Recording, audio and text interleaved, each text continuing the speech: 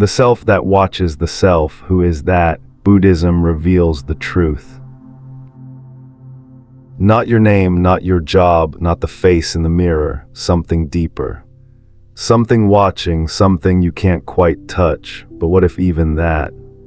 The part of you that seems to be watching it all. What if that too was just another illusion? Welcome to the video that dares to go where most don't. A journey not toward a better version of yourself, but toward the astonishing truth that you were never a self to begin with. Over the next minutes, you won't just hear words. You'll be exposed to teachings that dissolve the foundation of self-concept. You'll meet real stories from those who let go completely of the need to be anyone at all, and you'll be guided through a process not of becoming, but of unbecoming. This video contains life-altering insights rooted in the deepest traditions of Mahāyāna Buddhism and Zen. It's not philosophy, it's not motivation, it's a mirror. And if you have the courage to stay till the end, you just might see something so subtle, so powerful, it changes the way you breathe, walk, and exist from this moment forward. You are not the narrator of your life, you are not the character either. You are the silence in between, so don't skip, don't scroll, stay with this, because when it finally clicks, when the last illusion lets go, what's left is not a person. It's freedom. Let's begin. Chapter 1: A Window Through Stillness. There's a small story passed around in the hills of Luang Prabang about an old monk named Sila. He had lived most of his life in quiet retreat, rarely speaking unless necessary. Those who came to his little hut in the mountains often asked the same question: how do I find myself? One day, a widow named Mai came to visit. Her husband had died 2 winters before, and she had grown tired of the pain that wrapped around her every breath.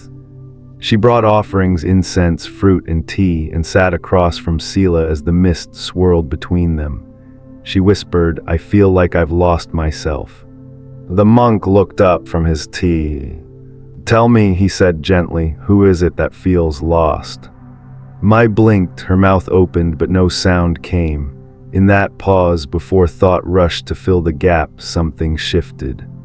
Her question, which had seemed so personal, so real, suddenly loosened its grip, like a child who'd stopped crying long enough to hear birdsong.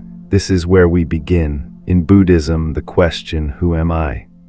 It is not one to be answered, but to be observed. It is not a puzzle to be solved, but a mirror in which all other illusions become visible.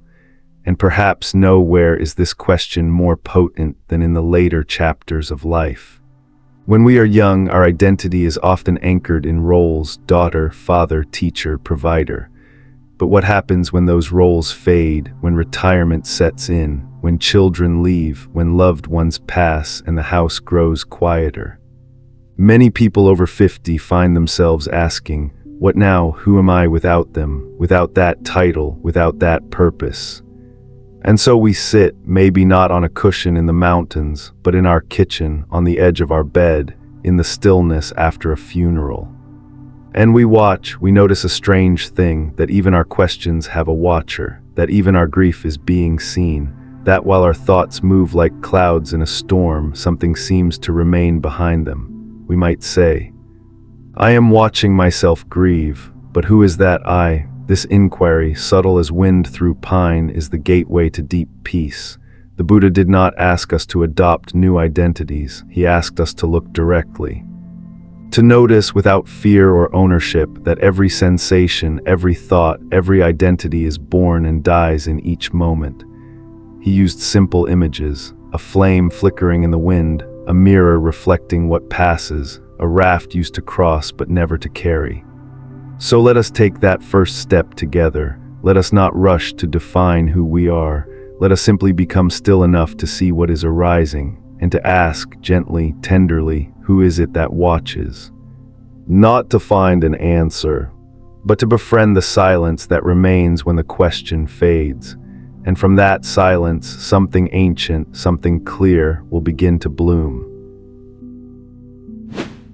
Chapter 2: The Illusion of the Watcher, the Mirror that Holds Nothing. Her name was Alina, 73 years old. For 30 of those years, she had been married to a man named Thomas, a soft-spoken gardener who loved wind chimes and never missed the evening news.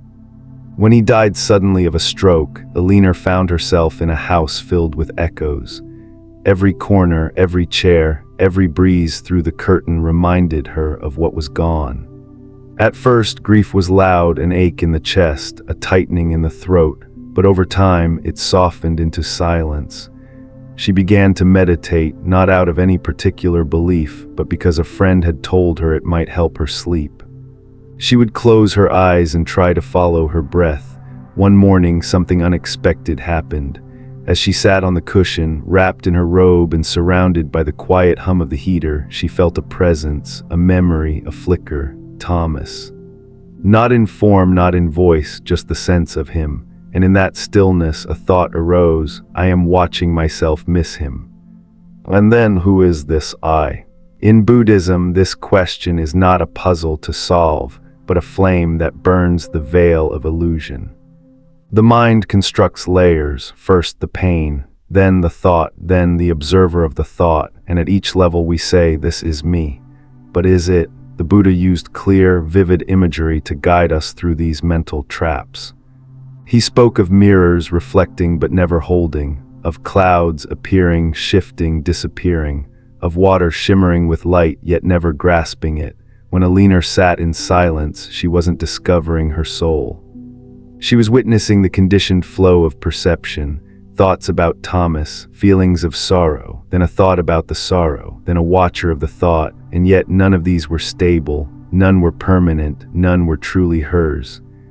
The illusion of the watcher is perhaps the subtlest of all. It is the part of the mind that claims, I am the one noticing. But in the teachings of the Buddha, there is no enduring observer behind the curtain. There is only observation, happening, unfolding, without a controller.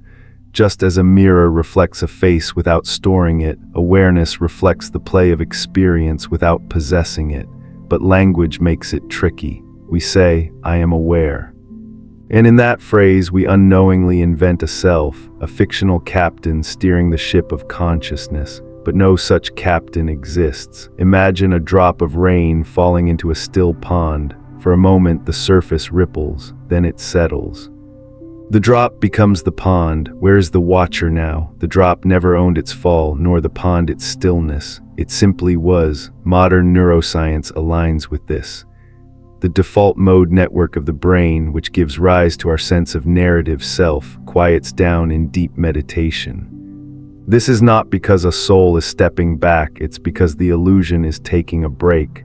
There is no homunculus behind the eyes pulling levers, just sensations, just causes and conditions. Alina began to notice this. On the third week of daily sitting, she wrote in her journal, Today I cried, but it felt like the crying was just happening. Not mine, not me, just waves passing through.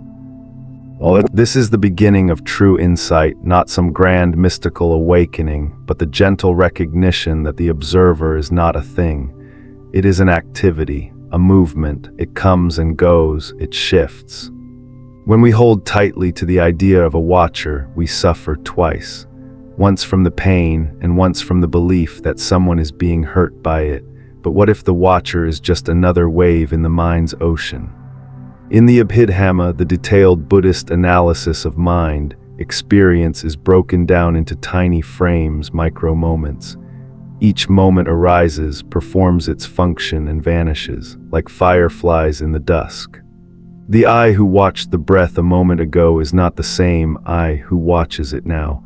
This is not just philosophy, it is liberation, because if no self is watching, there is nothing to defend, no identity to protect. No pride to inflate, no shame to bury, just the hum of life unfolding. The clouds drift, the mirror reflects, the breath moves, the bell rings, and Alina, old and aching but somehow freer than she had been in decades, sits quietly in her chair, not as someone watching her grief, but as the space in which grief arises and fades. This is the heart of part 1. The illusion is not that experience happens. The illusion is that someone owns it. Let the mirror be empty. Let the watcher fall away. Let the self dissolve into wind. And you will see, not with eyes but with clarity, there never was anyone watching. There was only watching, and that is enough. Chapter 3: Layers of Awareness, How We Mistake Thinking for Knowing. Harold was a school principal for over 30 years, the kind of man who remembered his students' names long after they graduated.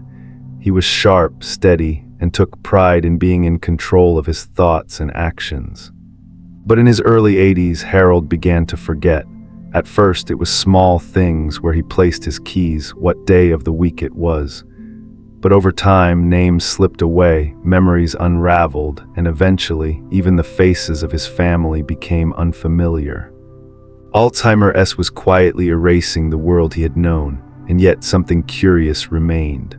One morning, Harold looked at himself in the mirror, paused for a long while, then said to his daughter, "I don't know who that man is, but I know I'm watching him." There was no confusion in his voice, just calm recognition of something beyond memory. And in that statement, we uncover one of the most persistent illusions of human consciousness. The belief that there is someone behind the eyes, a stable watcher who observes everything from a safe distance. Buddhism teaches us that what we call the self is not a solid entity, but a fluid, moment-by-moment process. The mind is not one thing, but many layered patterns, like the rings inside a tree trunk or the shifting currents in a river. When we examine these layers carefully, we begin to see how easily we mistake mental activity for true knowing, how we confuse fleeting awareness for a permanent self. The first layer is the realm of raw emotion. It starts with a physical sensation, a tightness in the chest, a lump in the throat, a racing pulse. For someone like Harold, who might suddenly forget where he is or why he entered a room, this confusion often brings a wave of fear. The body tenses, the breath shortens. At that moment, the mind labels the experience, "I am afraid." But here lies the first illusion. The feeling itself is just a passing phenomenon, like thunder rolling through the sky. But the moment we say, "I am afraid," we turn the storm into something personal. The emotion becomes a possession, and we begin to suffer not just from the failing, but from the belief that it belongs to me. Then comes the second layer. The narrator. This is the part of the mind that steps in to explain, to judge, to interpret. After feeling fear, Harold's mind might tell him, "I must be getting worse," or "I'm falling apart," or even "what's wrong with me." These thoughts feel reflective, even responsible, but they are merely echoes of past conditioning, automatic scripts built from years of habit, culture, and fear. The Buddha, in his teachings on mindfulness, encouraged a different way of relating to experience. He advised, don't say "I am angry" or "I am sad." Instead, notice simply, anger is here, sadness is present. This subtle shift breaks the chain of identity. It creates space between the mind and its movements. It allows emotions to rise and fall without turning them into personal burdens. But perhaps the most deceptive layer of all is the third, the sense of the observer. This is where many practitioners, even seasoned meditators, get stuck. After observing emotions and thoughts come and go, we begin to feel like we're watching it all from a distance. We say, "I am aware that I'm confused," or "I'm watching my fear." It feels like we've found the real self, the one who sees without reacting, who floats above the chaos. But Buddhism warns us gently, even this watcher is part of the show. In Buddhist psychology, this sense of an inner observer is understood as yet another mental formation, subtle, refined, but still arising and passing like everything else. It is not a stable self, but a flicker of consciousness conditioned by memory and habit.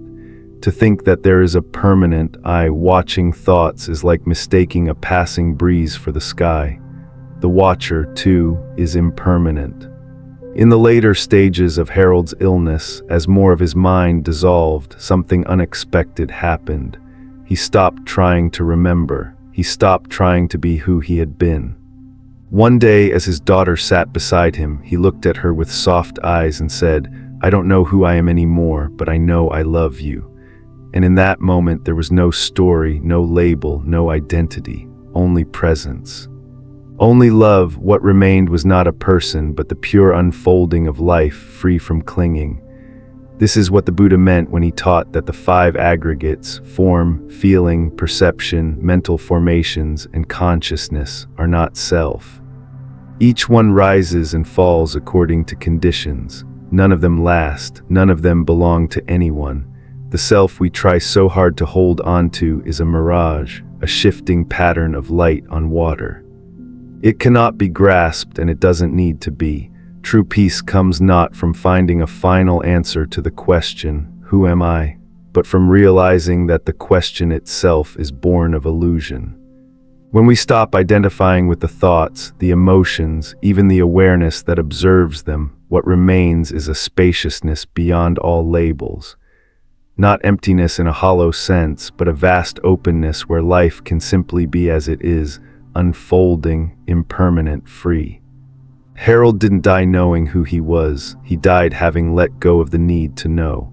And in doing so, he left his daughter not a final memory, but something far more precious. A glimpse of the peace that arises when we stop trying to hold the self together and instead rest in the quiet clarity of presence. That is the gift of seeing through the layers of the mind. That is the freedom the Buddha pointed to, not by becoming someone better, but by realizing we were never someone fixed to begin with. Chapter 4: The Stories We Live In, How the Self is Manufactured. The mind is a brilliant storyteller. It doesn't need a pen or paper, only memory, emotion, and repetition. And before we know it, we're no longer just living our lives, we're performing them, narrating them, justifying them. We don't just have experiences, we turn them into identity, and that identity becomes the self we cling to, protect, and sometimes suffer for. There was once a man named Walter, a retired high school teacher in his late 70s. For most of his adult life, Walter was known as Mr. Bennett, a kind, thoughtful English teacher who taught Shakespeare with a sparkle in his eye. He was proud of the job. Proud of the students who'd return years later and say, "You changed my life." Teaching wasn't just what he did, it became who he was. But after he retired, something began to shift. His days grew quieter. No more lesson plans, no more staff meetings, no more Mr. Bennett. Just a man waking up in a house filled with stillness. His daughter came to visit one day, and in the middle of their conversation over tea, she gently asked, "Dad, if you're no longer a teacher, who are you now?" The question struck him like a bell ringing in an empty cathedral. It's easy to mistake the roles we play for the truth of who we are. We grow up being told we need to be somebody. We chase degrees, careers, relationships, accomplishments. Each becomes a sentence in the biography we write for ourselves. We narrate our lives like a film in progress. "This is who I am," we tell ourselves. "This is what I do. This is my purpose." But what happens when the job ends, when the kids move away, when the applause fades? What happens when you wake up one day and none of the old chapters seem to apply anymore? In Buddhism, the self is not a fixed thing, it's a fabrication. A bundle of thoughts and memories stitched together so quickly and so often that we mistake the pattern for the person. Like a film reel made of still frames, the illusion of continuity is created by movement. But stop the reel and the self is just moments, arising, passing, The Buddha called this Sakkaya, D-I letter 1E6, D letter 1E6, D-H-I, the view of self. He taught that we cling to the five aggregates, form, feeling, perception, mental formations, and consciousness, and we say, "This is me." But each of these aggregates is impermanent, changing, conditioned, so if the pieces are not stable, how can the whole be? When Walter sat with his daughter's question, something inside him shifted. He realized that for decades he hadn't just taught English, he had worn the role like a second skin. The classroom wasn't just a space, it was his mirror, his pride, his proof of worth, and now, without it, he felt invisible. But invisibility, when approached with wisdom, is not emptiness, it's openness.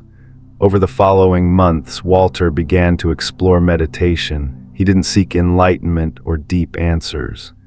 He simply wanted to understand what was left when the story paused. Each morning he sat in silence, and slowly he began to notice the way thoughts would arise. I miss being needed. I used to be respected. No one calls me Mr.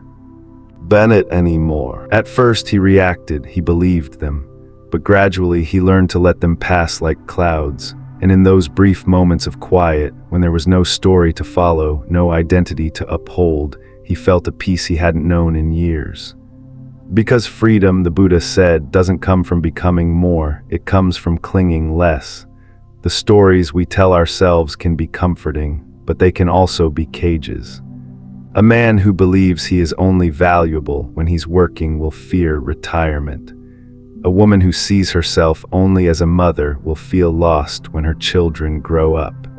A person who defines their worth through achievements will crumble when life slows down. But these are not the truths of who we are. They are the costumes of samsara, the cycles of conditioned existence.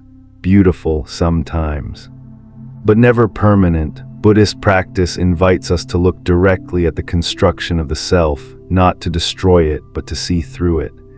To recognize that while the story of me may be compelling, it is not who we truly are. We are not the role, the title, the past.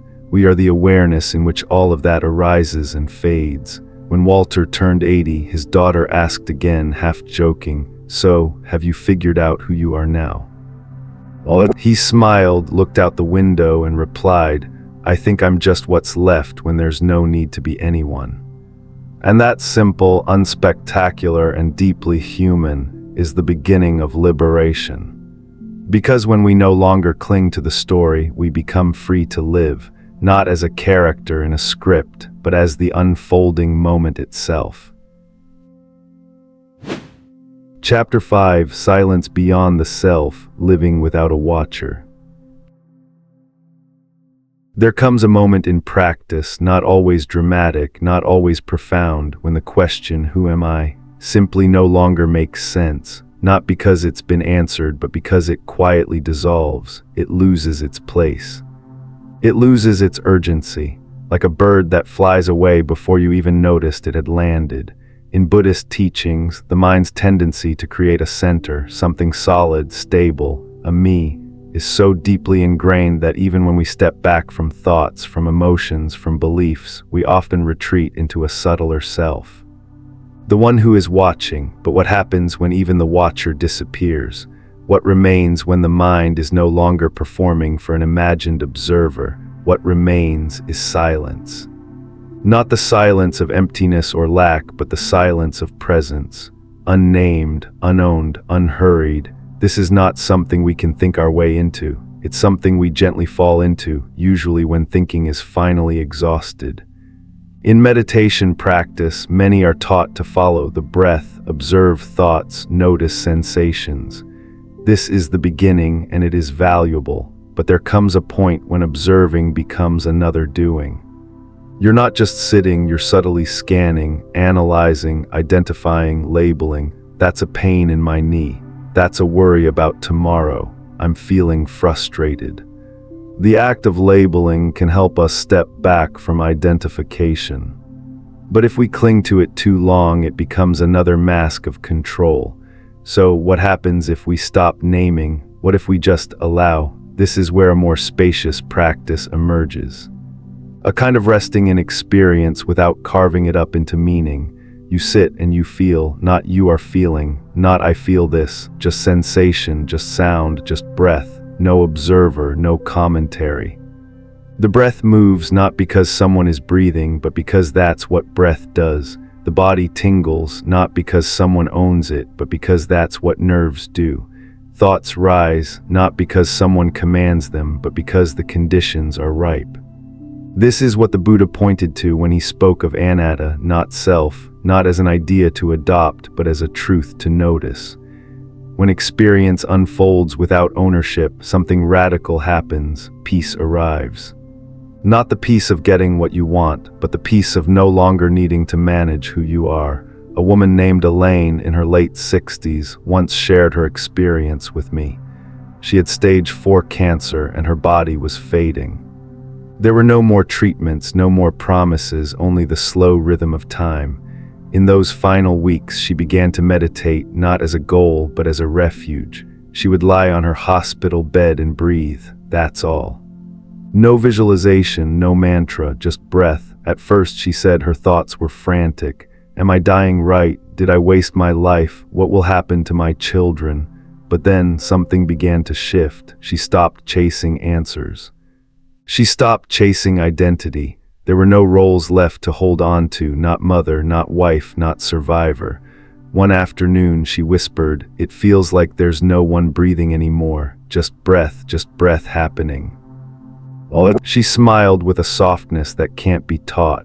This is the silence beyond the self, where the one who is meditating disappears and only meditation remains, where the one who is breathing fades and only breath moves.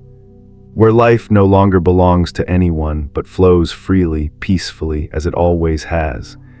In Zen, they speak of sitting like a mountain, not as a metaphor for strength, but as a recognition of stillness. The mountain doesn't observe the sky, it doesn't narrate the passing clouds, it simply sits, unmoved, whole, complete. Living without a watcher doesn't mean losing awareness, it means awareness no longer needs a name. It means presence without performance. It means the heart can open, not to prove anything, not to achieve anything, but simply because that's its nature. To live this way is not about renouncing the world. It's about renouncing the illusion that we must always stand apart from it. It's about returning again and again to this moment, not as someone returning, but as returning itself. Elaine, in her final days, didn't seek enlightenment. She simply let go of the one seeking, and in that letting go, something luminous opened. She said, "There's no more watcher now, just light, just sound, just breath." And when she passed, she did so without fear. Not because she believed in something beyond, but because she had already touched the place where beyond and here are not two. In Buddhist terms, this is the cessation of becoming, when the mind no longer needs to assert itself. When life is no longer filtered through identity, when there is no one left to be enlightened, only clarity itself, resting quietly without beginning or end.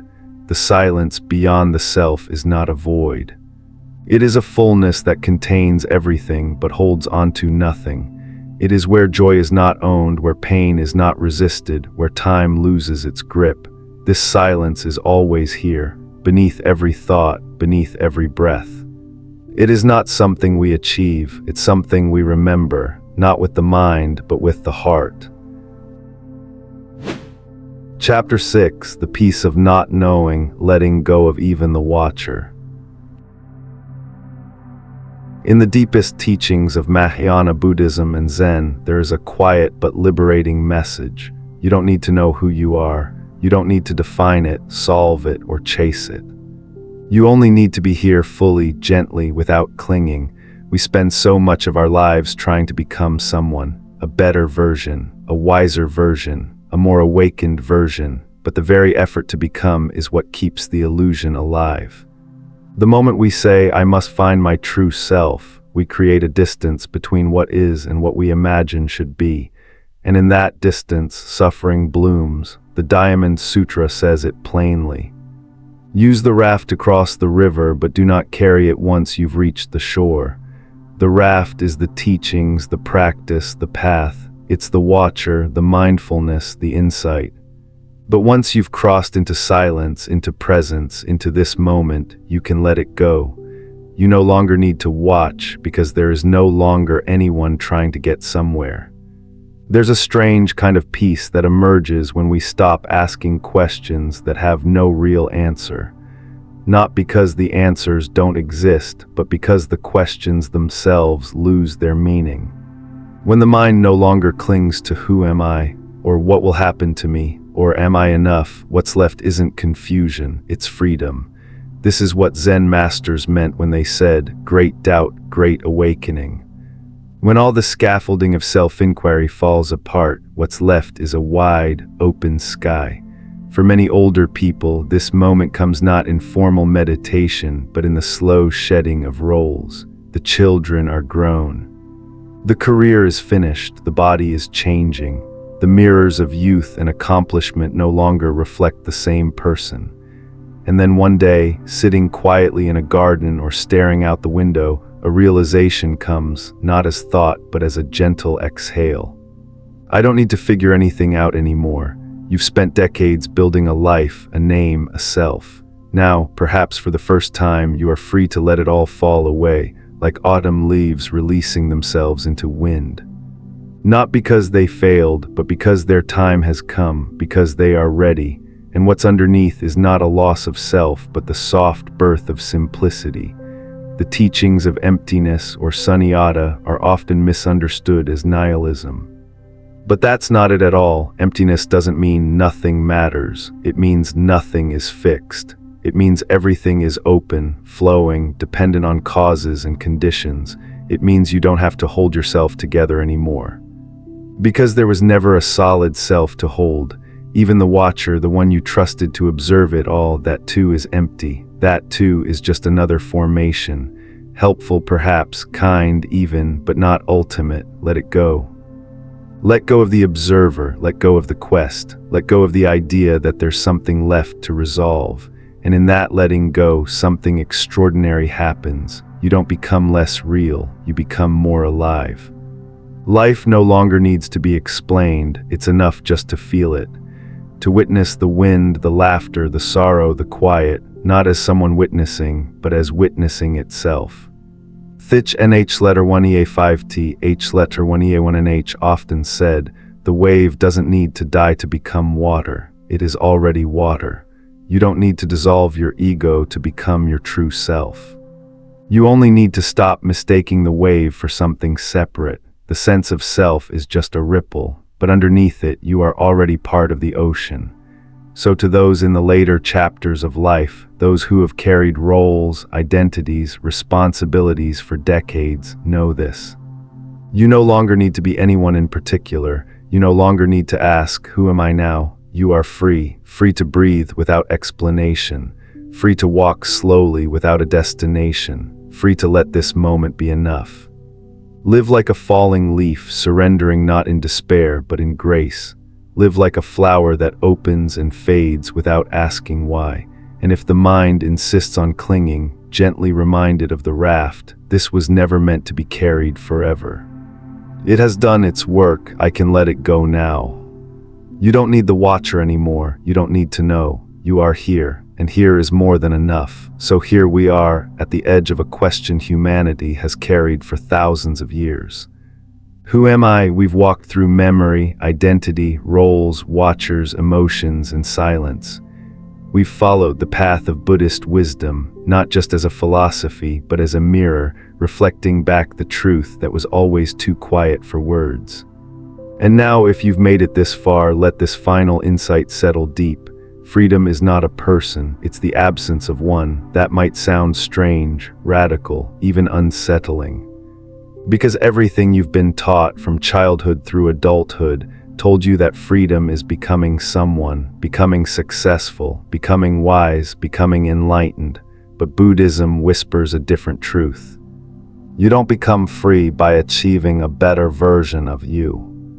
You become free the moment you realize there was never a you to hold together.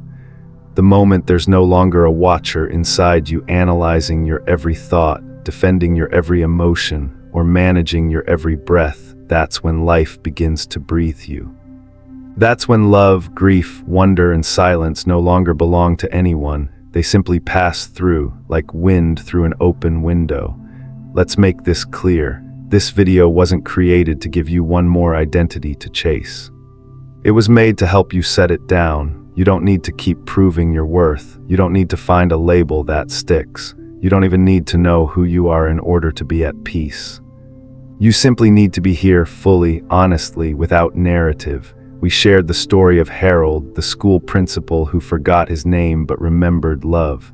We met Elena, who grieved not just her husband, but the self she had built around him. We listened to Elaine, who, even as her body slipped toward death, discovered the breathtaking truth that no one was breathing. There was just breath, just this.